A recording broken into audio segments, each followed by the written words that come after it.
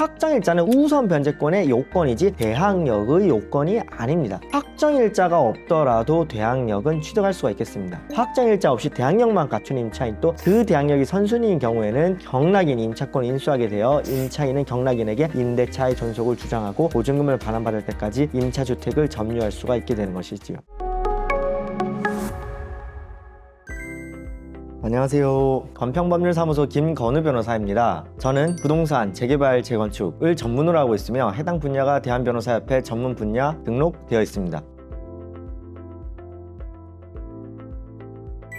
금일은 다음과 같은 질문이 있었습니다. 확정일자 없는 임차 목적물을 경락을 받으면 임차권은 소멸하나요? 라는 질문이 있어서 결론부터 말씀드리면 확정일자는 우선 변제권의 요건이고 대항력의 요건이 아닙니다. 확정일자 없이 대항력만 갖춘 임차인 또 그 대항력이 선순위인 경우에는 경락인이 임차권은 인수하게 되어 임차인은 경락인에게 임대차의 존속을 주장하고 보증금을 반환받을 때까지 임차주택을 점유할 수 있습니다. 금일은 확정일자와 대항력의 구별 및 경락인의 임차권 인수에 관해서 질의가 있어서 이에 관해서 말씀드려보고자 합니다. 대항력과 우선 변제권의 구별에 대해서 말씀드려보겠습니다. 대항력의 요건에 대해서 말씀드려보면 주택임대차보호법상 대항력은 확정일자와 무관하게 임차인이 주택의 인도와 주민등록을 마친 때는 그 다음 날로부터 제3자에 대해서 효력이 생긴다고 정하고 있습니다. 주택임대차보호법 제3조 1항의 내용입니다. 즉 대항력의 요건은 주택의 인도 플러스 주민등록이며 확정일자는 대항력의 요건이 아닙니다. 우선 변제권의 요건에 대해서 살펴보겠습니다. 반면에 우선 변제권은 위 대항력권, 그러니까 주택 인도와 주민등록을 말하는 거죠. 그 요건에 더해서 위 임대차 계약증서상의 확정일자까지 갖춘 임차인에게 인정이 됩니다. 이 경우 임차인은 경매 또는 공매 시의 후순위 권리자나 그 밖의 채권자보다 우선하여 보증금을 변제받을 권리를 가진다는 것이 주택임대차보호법의 내용입니다. 따라서 확정일자는 우선 변제권의 요건이지 대항력의 요건이 아닙니다. 확정일자가 없더라도 대항력은 취득할 수가 있겠습니다. 확정일자의 기능에 대해서 말씀드려보면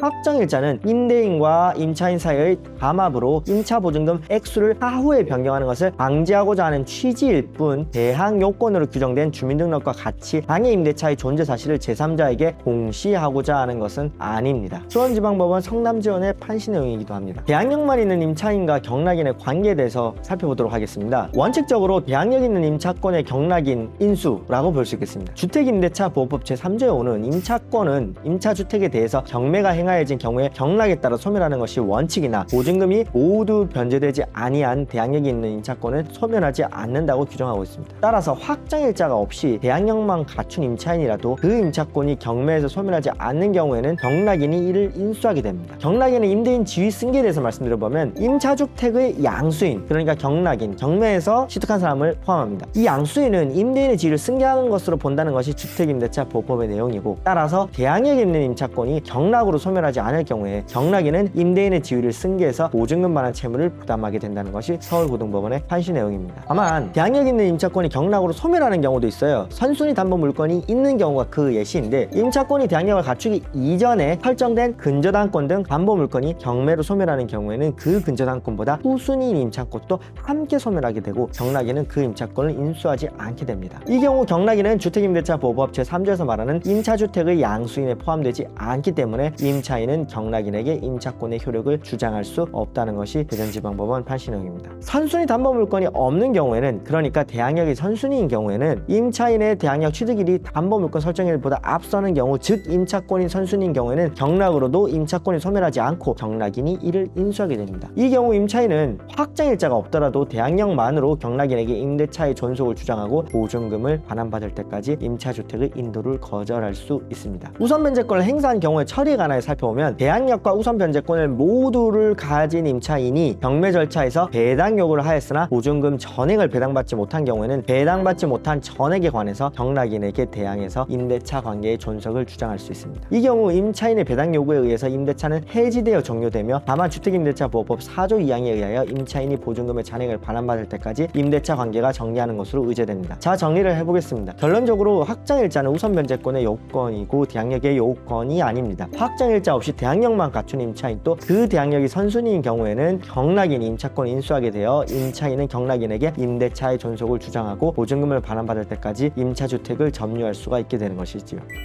비슷한 사실관계라고 일반 법리를 오해하여 적용하시면 안 되겠습니다. 건평법률사무소는 당신의 인생 리스크를 조속하게 제거해줄 맞춤형 솔루션을 제공하도록 하겠습니다. 네, 본 유튜브 구독과 좋아요, 알림 설정도 바라고, 당법률사무소는 네이버 블로그를 운영하고 있어요. 부동산, 재개발, 재건축과 관련된 각종 유익한 정보들이 많으니까 들어오셔서 많이들 정보 담아가시면 좋겠습니다. 네, 이상입니다. 감사합니다.